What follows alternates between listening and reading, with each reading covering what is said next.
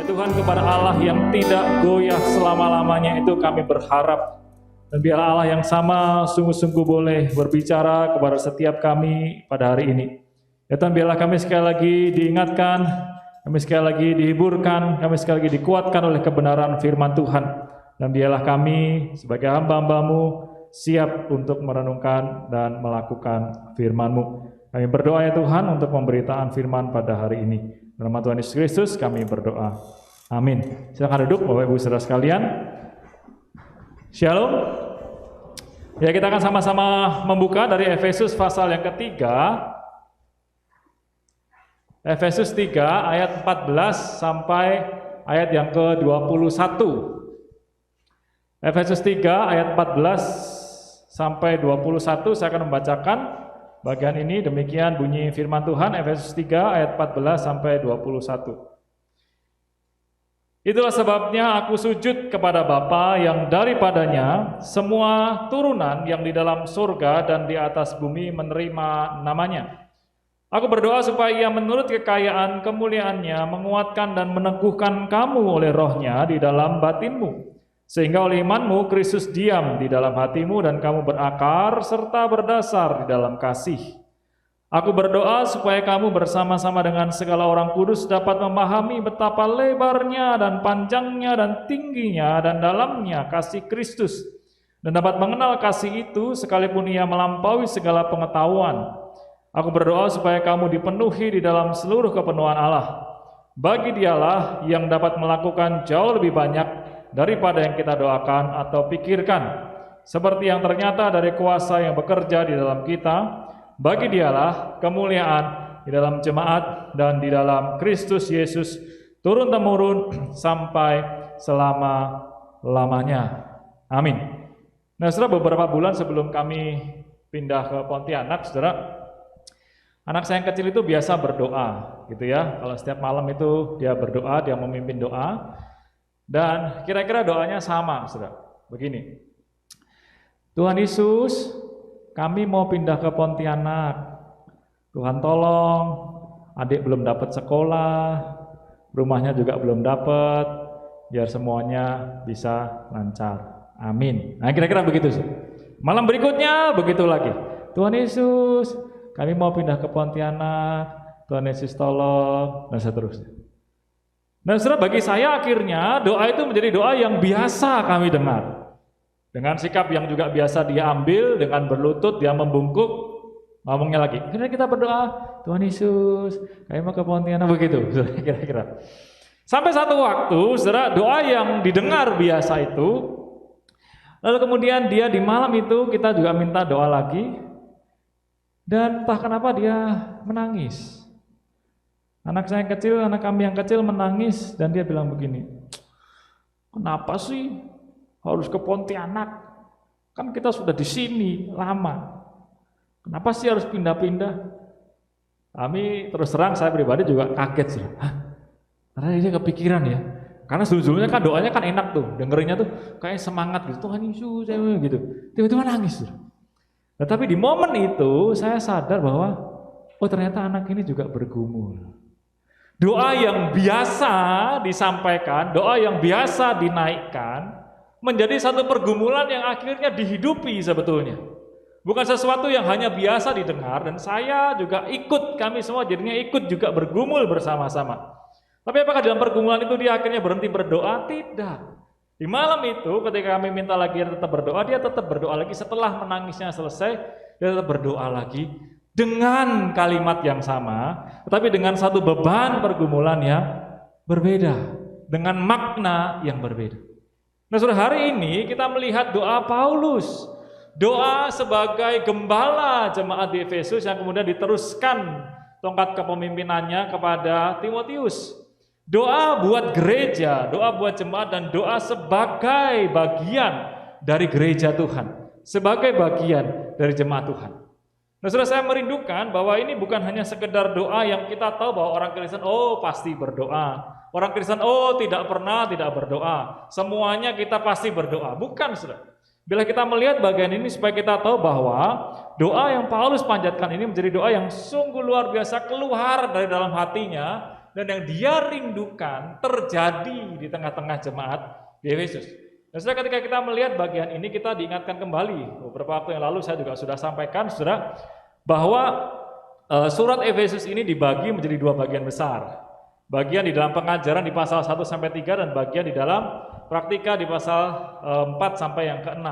Dan bagian doa ini sudah menjadi bagian penutup sekaligus pembuka. Penutup untuk bagian pengajaran dan pembuka untuk bagian hal-hal yang praktis. Sehingga seolah-olah doa ini menjadi sebuah engsel pintu yang penting sekali supaya pintu itu bisa terbuka dan orang-orang bisa melihat apa yang terjadi di dalamnya. Nah, setelah karena itu kita akan melihat bagian doa ini bersama-sama dan ada bagian 3 bagian doa di bagian pendahuluan, isi dan penutup doa. Di ayat 14 sampai 15 dari bagian pendahuluan, kemudian di bagian penutup ayat 20 dan 21 dan di tengah-tengahnya ayat 16 sampai ayat yang 19 adalah bagian isi dari doa tersebut. Nah, setelah kita akan melihat dulu 2 bagian besar ini, yaitu pembuka dan penutup doa Paulus. Sebab Paulus berkata demikian, itulah sebabnya aku sujud kepada Bapa, yang daripadanya semua turunan itu di surga di bumi diberikan nama. Nah, sudah menarik sekali ketika dia berdoa dikatakan begini, itulah sebabnya. Apa sebabnya dia mau berdoa? Nah, sudah Paulus katakan di ayat-ayat sebelumnya bahwa jemaat Efesus itu adalah jemaat yang dimenangkan di dalam Kristus, dipersatukan di dalam Kristus, menerima keselamatan di dalam Kristus. Itu sebabnya, karena Kristuslah yang berharga dan karena engkau jemaat berharga di hadapan Allah, aku berdoa untukmu. Aku berdoa sambil bersujud. Seorang Yahudi itu biasa berdoa umumnya berdiri sambil menengadah tangan. Tapi kalau mereka sampai berlutut, sampai bersujud, berarti ada sesuatu.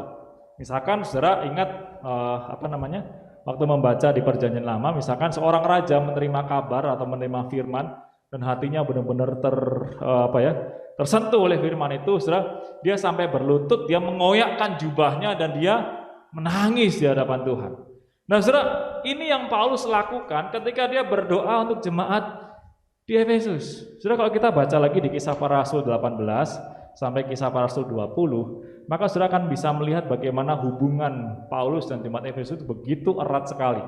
Dia tinggal setidaknya 3 tahun di sana, dia mengajar di sana, dia hidup bersama-sama. Sampai Paulus katakan waktu perpisahan dengan jemaat di Efesus khususnya ketika diwakili oleh para penatua, mereka perpisahan sampai tangis-tangisan, sampai rasanya tuh nggak mau pisah begitu, saudara. Ada sesuatu hubungan yang dekat sekali. Justru karena itu dia minta dengan sungguh-sungguh kepada Bapa. Nah, saudara, di bagian ini kita melihat bahwa Paulus sadar betul walaupun dia gembala di sana, dia sadar betul di hadapan Tuhan siapa dirinya. Dia sedang berlutut di depan Allah yang dipanggilnya itu Bapa. Di satu sisi Allah itu dia harus hormati, tapi di sisi lain Allah itu adalah pribadi yang bisa dia dekati. Jadi antara hormat dan mendekat buat Paulus itu menjadi satu bagian yang tidak terpisahkan. Sehingga dia bersujud dan dia berkata kepada Sang Bapa. Nah, saudara, kadang-kala kita berat sebelah kalau berdoa. Kadang-kala kita terlalu hormat sampai kita nggak bisa lagi ngomong sama Tuhan hati ke hati. Tapi kadang-kala kita juga bisa terlalu dekat sama Tuhan sampai nggak hormat sama sekali sama Tuhan. Minta-minta terus Tuhan dijadiin babu sama kita. Nah, saudara, saya pernah katekisasi percakapan pastoral, ngomong sama anak-anak muda, terus saya tanya, menurut kamu Yesus Kristus itu siapa? Rata-rata anak muda akan jawab, oh Yesus itu sahabat. Nah, dekat sekali gitu. Tapi mereka seringkali lupa, Kristus juga adalah Tuhan yang maha tinggi, yang maha agung. Tapi seiring berjalannya usia, sudah bertambahnya usia, ada juga orang katekisasi saya tanya, sudah rata-rata ngomongnya begini, yang dewasa atau yang sudah lansia ya.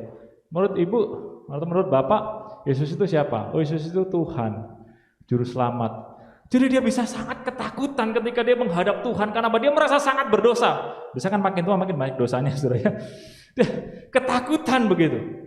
Jadi antara sisi yang bisa mendekat dan sisi hormatnya ini nggak seimbang. Tetapi Paulus tidak. Paulus inginkan ketika kita berdoa, maka ketahuilah sama-sama bahwa Dia adalah Allah yang patut kita hormati, sekaligus Allah yang sangat-sangat bisa untuk kita dekati. Dan sudah perlu kerendahan hati, tapi juga perlu satu keberanian untuk datang kepada Tuhan.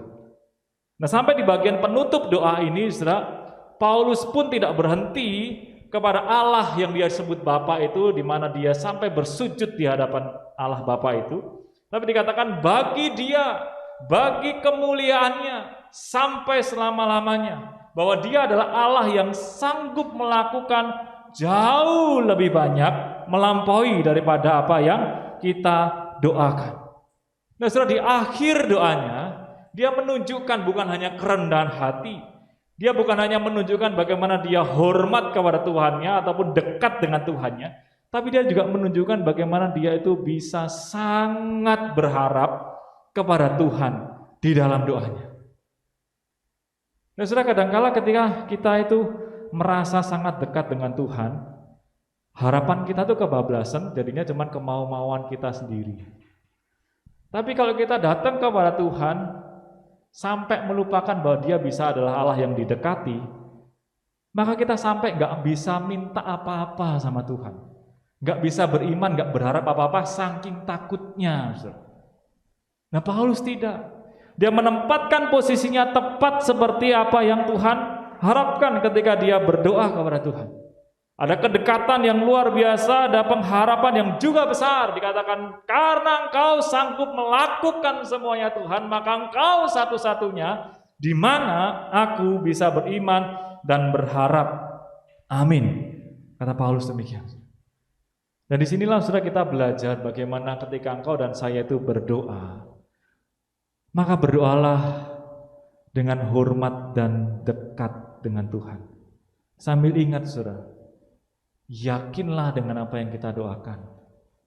Nah, ketika ada sedikit saja keraguan di hati kita ketika engkau berdoa kepada Tuhan, maka sebetulnya kita itu sedang meragukan Dia, tidak mempercayai Dia. Padahal kata Paulus, Dia bisa melakukan melampaui apa yang kita doakan dan pikirkan. Nah, karena itu datanglah kepada Tuhan, saudara. Berdoalah sama seperti Paulus berdoa. Saudara, kira-kira kapan terakhir kali kita berdoa seperti Paulus pada bagian ini?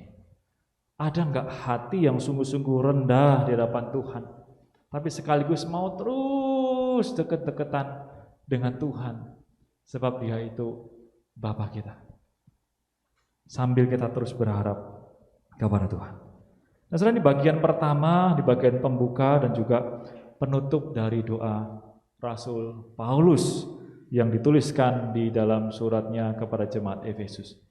Dan di bagian tengah, saudara, di bagian permintaan doa Paulus, maka kita bisa melihat, saudara, bagaimana di ayat yang ke-16 sampai ayat yang ke-19 ini, Paulus meminta sesuatu yang begitu besar, sesuatu yang begitu agung untuk dilakukan, untuk dihidupi oleh jemaat di Efesus.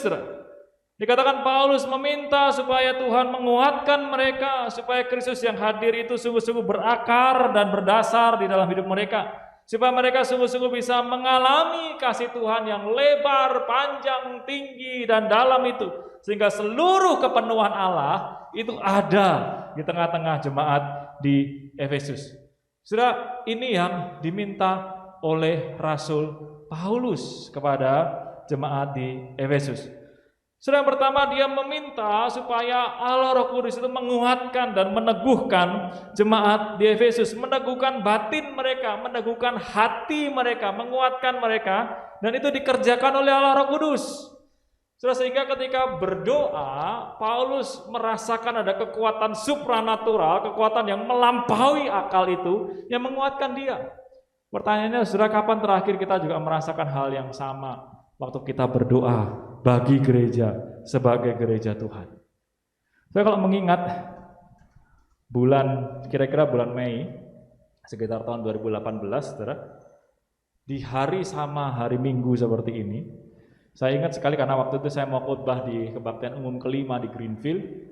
Kami tinggal di lantai 4, kebaktian umum 5, KO 5 itu di lantai 6. Jadi setengah 8 terus kemudian break, saya pulang dulu sebentar, makan sedikit, minum, mau naik ke atas, terus tiba-tiba cek HP ada breaking news. Breaking newsnya bilang begini, ada bom di 3 gereja, di mana saudara masih ingat? Di kota mana? Di Surabaya. Jadi persis di hari Minggu ada bom yang tiba-tiba terjadi di gereja Tuhan, 3 gereja Tuhan di Surabaya. Terus waktu itu saya bingung, kira-kira tinggal 15-20 menit lah sebelum mulai KO 5. Waduh, saya rasanya hati itu berkecamuk, apalagi ketika kita tahu sudah di negara kita ya, kalau ada kejadian itu kan cepat sekali video itu tersebar ya, dirilis bisa macam-macam gak karu-karuan, baru nanti diamankan begitu. Itu kesebar, liatin, tiba-tiba orang masuk naik motor di halaman parkir gereja, tiba-tiba bomnya meledak, buah lagi yang kedua, buah gitu ya. Wih, rasanya tuh sudah ngeri banget. Apalagi waktu itu saya mau khotbah di KO 5 di jam 10. Saya pikir ini saya mau ngomong apa begitu ya. Di hari itu, saudara, waktu naik di ruang kebaktian, suasana juga saya ngerasa beda banget. Biasanya cuma lumayan ceria ketemu jemaat, wah ya gimana sekarang. Hampir semua tuh liatin handphone, saudara. Bukan main game online, bukan. Apa saudara, ngecek berita. Terus rasanya duduk itu nggak tenang. Pantat rasanya panas, pengen keluar masuk. Bahkan ada saya kenal beberapa jemaat sampai keluar ke ruangan ke tempat sebelah di sekolah IPK itu karena anak-anak sekolah minggu di sana. Karena berpikirnya apa saudara? Yang paling cepat kan mikirnya biasa begini rata-rata. Wah, di Surabaya dibom nih. Jangan-jangan nih, saya sudah ada di gedung gereja hari ini bisa ngalamin yang sama. Aduh, saudara, rasanya nggak tenang segala macam gitu kan. Semua di hari Minggu itu nyanyinya juga pada mikir semua, pelayan bisik-bisik, gimana. Sampai akhirnya udah di bagian mau firman, saudara, saya naik. Saya masih lihat banyak jemaat liatin HP gitu ya, masih liatin update beritanya gitu. Akhirnya saya minta begini, saudara, kita boleh letakkan dulu nggak semuanya, kita berdoa sama-sama. Memang bukan gereja GKY, gereja yang lain yang kena bom di Surabaya. Tapi mari kita doa sama-sama. Nah, saudara, entah kenapa hari itu ya, saya ngerasa ya, kita itu nggak lagi lihat begini. Kamu gereja sana, kamu gereja sini, enggak. Tapi hari itu saya ngerasa bahwa kita semua sebagai satu tubuh Kristus yang sedang mengalami ancaman dan kita merasa dikuatkan bersama-sama oleh Roh Kudus. Pertanyaan saya adalah begini, apakah harus melalui peristiwa yang mengerikan dulu sehingga kita bisa merasakan kekuatan dari Allah Roh Kudus itu? Enggak kan harusnya. Setiap kali engkau dan saya berdoa sebagai gereja Tuhan, buat gereja Tuhan, mari alami, ini yang Paulus inginkan, saudara. Mari alami kuat kuasa dari Allah Roh Kudus yang meneguhkan kita, menguatkan kita sama-sama. Waktu kau bergumul buat saudaramu sesama anggota gereja, mari kita juga rasakan kekuatan dari Allah Roh Kudus waktu kita itu berdoa.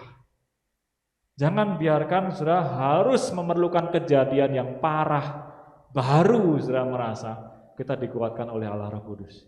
Gak sedikit saudara kejadian-kejadian menimpa gereja Tuhan, secara gereja mengatakan begitu banyak hal, bahkan sampai hari ini. Tapi biar itu semua dipakai Tuhan untuk sungguh-sungguh menguatkan kita, sama seperti apa yang Paulus katakan. Sudah, bukan hanya itu, Paulus ingatkan dalam doanya bahwa Kristus hadir di dalam kau.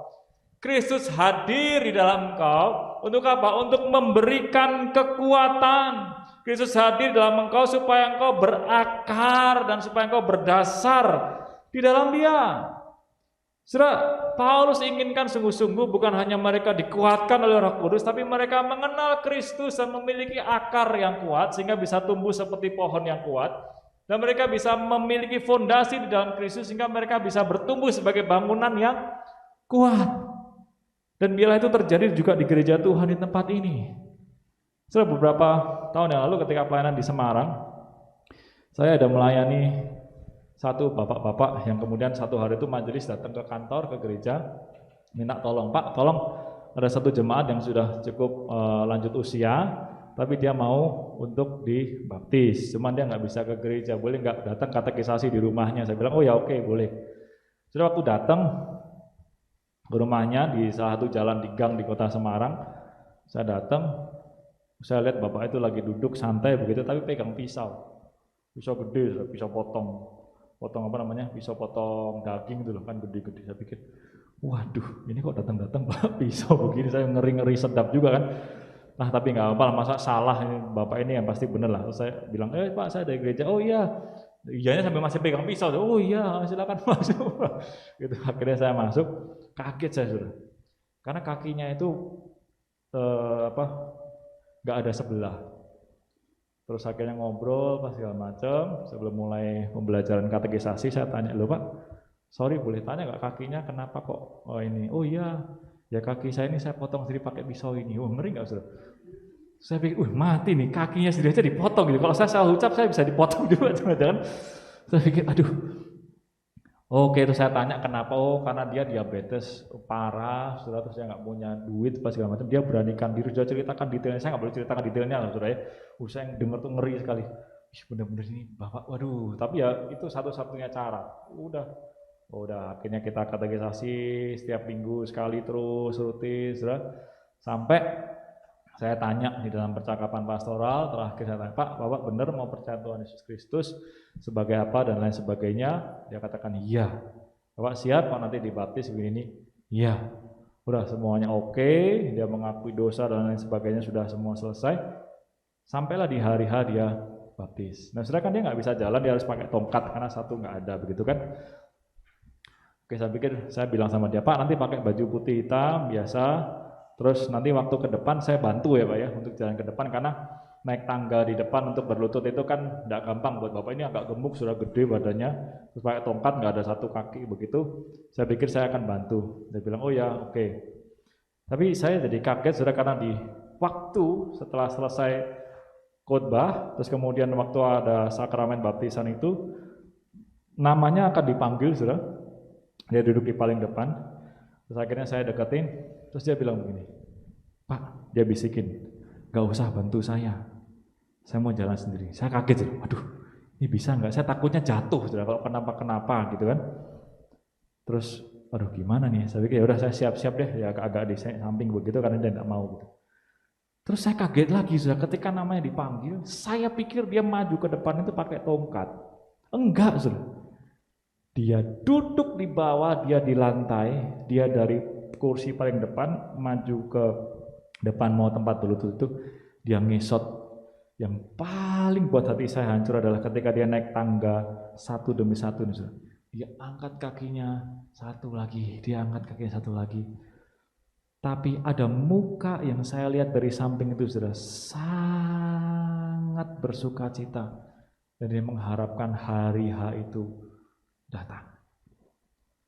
Setelah selesai semuanya, saya melihat benar-benar satu hal yang luar biasa yang Tuhan kerjakan. Sepertinya dia mau berkata kepada saya begini, saya bangga sekali Pak, saya jadi milik Kristus, saya anak Kristus, dan saya rindukan sekali saudara dia bertumbuh di dalam Kristus.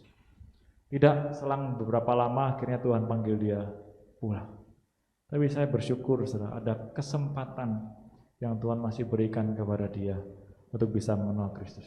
Saudara, ini yang Paulus inginkan kepada jemaat di Efesus. Kristus sudah berdiam di dalam kita, tapi pertanyaannya seberapa kita berakar, seberapa kita berdasar Kristus di dalam fondasi hidup kita.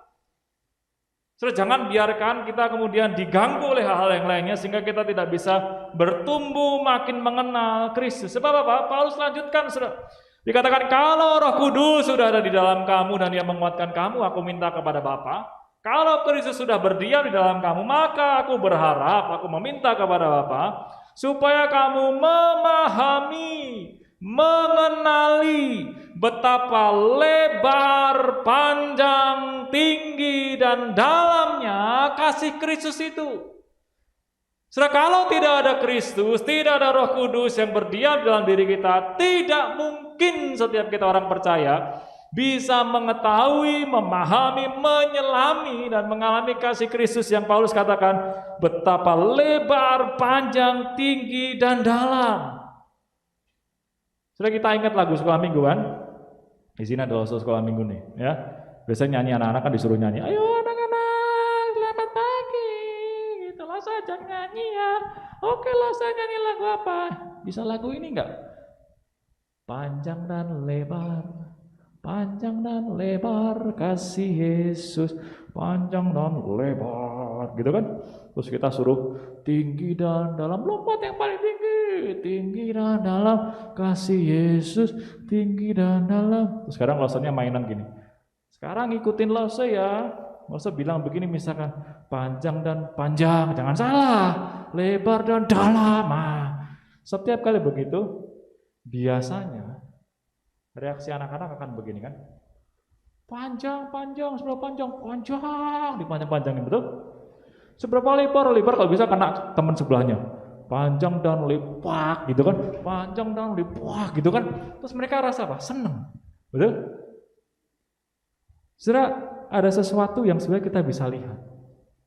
Pertanyaannya begini, apakah kasih Kristus yang ada di dalam kita itu selebar itu sehingga orang lain pun mengalaminya?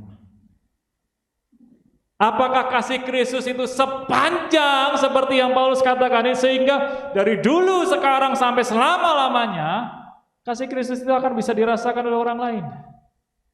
Apakah kasih itu setinggi yang Paulus katakan sehingga itu bisa membawa setiap kita itu datang ke hadapan Allah yang maha tinggi? Apakah kasih Kristus itu sedalam apa yang Paulus katakan sehingga seperdosa apapun kita, dan ketika kita melihat sesama pendosa yang lain sebagai rekan seiman kita bisa menjangkau mereka. Saudara, Paulus inginkan supaya ini tidak hanya kita ketahui, tapi juga kita alami. Akan menjadi sesuatu yang omong kosong, saudara. Ketika Paulus katakan betapa lebarnya, panjangnya, tingginya, di dalamnya, tapi kita tidak pernah merasakan kasih itu. Kita tidak mengalami kasih itu, dan sehingga kita tidak bisa membagikan kasih itu kepada orang lain. Menjadi gereja macam apa kita kalau kasih itu tidak sungguh-sungguh kita hidupkan dengan begitu lebar, panjang, tinggi, dan dalam sehingga orang lain bisa merasakan. Nah, setelah saya belajar setidaknya ya dari dua sahabat saya ini, betapa lebar panjangnya kasih Kristus itu di dalam kehidupan kita. Nah, setelah ini foto saya masih muda. Saya juga sekarang juga masih muda ya. Ini kalau nggak salah waktu awal-awal kuliah di saat ya saya pas pulang ke Solo, terus kemudian kita ketemuan, terus kita foto di gereja. Nah, saudara, yang badannya besar itu namanya Esther, yang gendut, yang kurus namanya Guntur, gitu ya. Nah, saudara, kami bentuk vokal grup nyanyi, ya karena kami suka nyanyi, kita bentuk vokal grup. Nah, tetapi rekan saya, sahabat saya yang gendut, yang Esther itu sudah dipanggil Tuhan beberapa tahun yang lalu, kurang lebih 5-6 tahun yang lalu. Nah, satu waktu begini, kami itu harusnya latihan nyanyi karena mau pelayanan di kebaktian. Kira-kira jam 4 sore begitu kita latihan. Nah, entah kenapa hari itu seperti begini nih, 2-3 harian atau semingguan ini tuh hujan.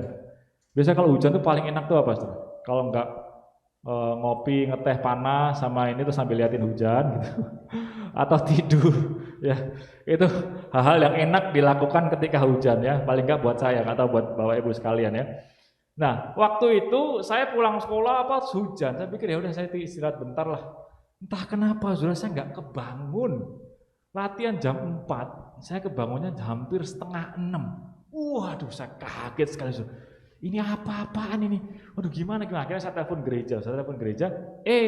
Ternyata dari yang ngangkat telepon terus ngasih tahu, nih Esther masih di sini sama teman-teman masih di sini. Oh ya sudah. Terus yang mau ngomong sama saya cuman Esther. Karena yang lain tuh agak-agak udah ngambek, sudah nggak ngambek gimana, udah 1,5 jam gitu nggak datang kan. Nah, Terus saya bilang begini, nggak apa-apa, datang aja, datang. Kita masih tungguin kok. Saya pikir, 1,5 jam masih mau ditungguin. Nah, tetapi celakanya, saudara, saya nggak ada mikir apa-apa waktu itu, saya cuma bilang begini.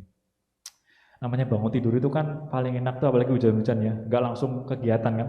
Enaknya ngapain dulu, aduh, santai kan, santai gitu, saudara. Mau suruh mandi langsung berangkat, gue rasa kok gimana begitu. Waktu saya cuma mikir gitu aja. Aduh, kok nggak enak sih, nggak usah deh, nanti lain kali lagi aja deh gitu. Saya agak males nih, udah telat juga, saya bilang begitu. Waduh, kalimat yang sama kira-kira disampaikan ke teman kami waktu itu, dan yang paling marah adalah ini, teman saya namanya Guntur yang laki-laki ini. Esther juga nggak enak hati, akhirnya dia sampein, El, itu temanmu si Guntur marah, kamu harus ngomong sama dia. Kaget saya. Berminggu-minggu saya didiemin. Ibadah sama-sama saya didiemin. Latihan sama-sama saya didiemin. Tidak ada interaksi sama sekali. Biasanya, wah gimana kabar lo? Pakok gitu. Sekarang diem. Saya pikir mati ini. Esther udah ngomong berkali-kali, ayolah ngomong Tapi kan takut sudah. Salah soalnya kan. Tapi pikir, masalah sepele kan, kadang kita kalau udah salah tuh membela diri, bener nggak Pak? Coba selidiki hati baik-baik ya. Udah salah masih bela diri. Kan gue cuma ngomong begini, nggak ada maksud ini, nggak ada ini. Tetap salah ya salah gitu loh. Nah akhirnya saudara, saya di hari Minggu tertentu setelah beberapa minggu itu saya beranikan diri ngomong. Ya gara-gara Esther juga mau pengen kita tuh tetap sahabatan lagi gitu. Oke, dia duduk di satu kursi begitu saudara. Saya deketin. Dia cuman begini tangannya. Waktu saya deketin dia, mau apa? Terus sebel nggak begitu ya? Kita udah pengen minta maaf tuh, mau apa? Tapi saya tahu saya juga salah kan saudara. Terus kalau dia begitu, ya sudah begitu, nggak selesai saudara masalahnya. Akhirnya saya bilang begini, Tur maaf ya. Tanya lagi, maaf buat apa? Waduh, saya pikir, saya harus katakan maaf karena kemarin tuh begini. Terus dia bilang, udah selesai ngomongnya? Udah. Nah, terus di giliran dia ngomong, dia jelasin begini. Kamu tahu nggak? Kita semua memang tidak ada yang diantar sama orang tua, kita semua berangkat sendiri. Aku tahu rumahmu yang paling jauh, rumah saya paling jauh. Tapi rumahku tidak kalah jauh dan usaha yang kita lakukan untuk bisa ketemu di gereja itu samalah. Kamu sudah telat, kami masih mau nungguin. Tapi aku yang paling kecewa waktu kamu bilang apa? Males udah telat ke gereja, baru bangun tidur, dah nanti ambil waktu lagi. Seolah-olah gampangin dan kamu tidak nganggep kami sama sekali. Kamu tahu, hari itu hujan, saya pergi ke gereja dan kamu tahu saya tidak pernah bisa naik angkot atau punya sepeda, bahkan sepeda motor apalagi untuk ke gereja. Saya selalu jalan kaki dan jarak rumah juga nggak dekat. Tapi waktu hujan, jalan kaki itu jauh lebih berat. Kenapa? Karena banyak jalanan yang becek, saya harus lepas sendal saya tenteng pakai tangan, saya lipat celana saya, satunya saya pegang payung. Seolah-olah kamu sedang ngomong bahwa aku yang berjalan ini tidak kamu hargai sama sekali. Saudara, saya nangis waktu itu. Saya tidak sadar betapa kita itu bisa melukai orang walaupun tidak ada niat yang buruk sekalipun. Adakah jalan keluar? Ada. Karena kasih Kristus itu panjang, lebar, tinggi, dan dalam. Masalahnya kita mau selesaikan tidak. Itu yang Paulus rindukan terjadi di jemaat Efesus. Oke, kamu dari latar belakang Yahudi, kamu non-Yahudi, mungkin kamu pernah ribut, tapi ingat baik-baik dan alami, tenggelam di dalam kasih itu yang begitu panjang, lebar, tinggi, dan dalam itu, dan biarlah kamu hidup di dalam kasih. Sudah ada solusinya, apa? Pengampunan. Tapi seringkali begitu banyak dari antara kita yang tidak mau hidup di dalamnya. Padahal pengampunan itu lebih dari cukup. kasih itu terlampau besar untuk bisa menyelesaikan segala masalah yang kita hadapi.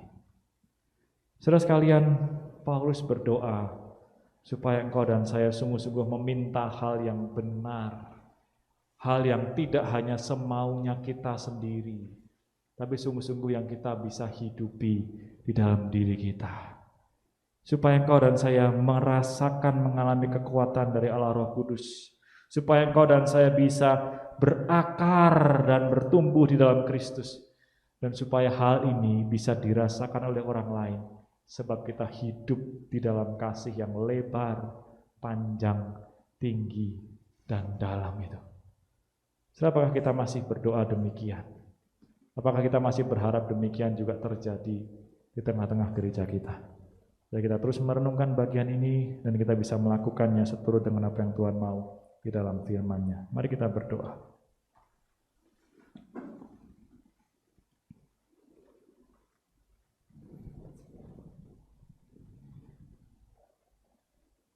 Ya Tuhan, ajar kami berdoa, bergumul sama seperti Paulus.